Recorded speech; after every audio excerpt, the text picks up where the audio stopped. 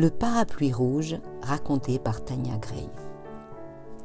Alors que la sécheresse persistait pendant ce qui semblait être une éternité, une petite communauté de fermiers du Midwest était bien embarrassée de savoir quoi faire. La pluie était importante non seulement pour que les cultures restent en santé, mais aussi pour maintenir la subsistance même des habitants de la ville. Comme le problème devenait plus urgent, l'église locale sentit qu'il était temps de s'engager dans la prière et organisa une réunion toute spéciale afin de demander à Dieu un miracle et la pluie.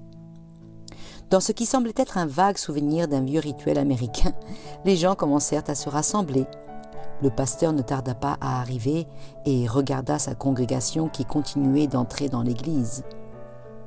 Il se déplaça lentement d'un groupe à l'autre en faisant son chemin vers l'avant, afin de commencer officiellement la réunion de prière. Tous ceux qu'il croisait traversaient les allées pour profiter de la chance qu'ils avaient de bavarder avec leurs amis intimes.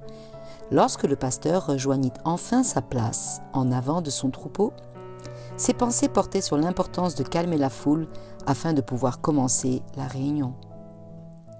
Au moment où il commença à demander qu'on fasse silence, il remarqua une toute petite fille assise dans la première rangée. Elle rayonnait angéliquement d'excitation et à côté d'elle reposait son grand parapluie rouge vif, prête à servir. La beauté et l'innocence de cette vision fit sourire le pasteur en lui-même, qui prenait conscience de la foi que cette jeune fille possédait et que les autres dans la pièce semblaient avoir oublié. Car les autres étaient venus uniquement pour prier qu'il pleuve, mais elle était venue pour voir Dieu répondre.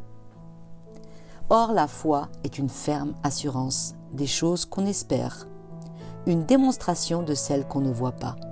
Hébreux 11, premier verset. C'est pourquoi je vous dis, tout ce que vous demanderez en priant, croyez que vous l'avez reçu et vous le verrez s'accomplir. Marc chapitre 11 et verset 24.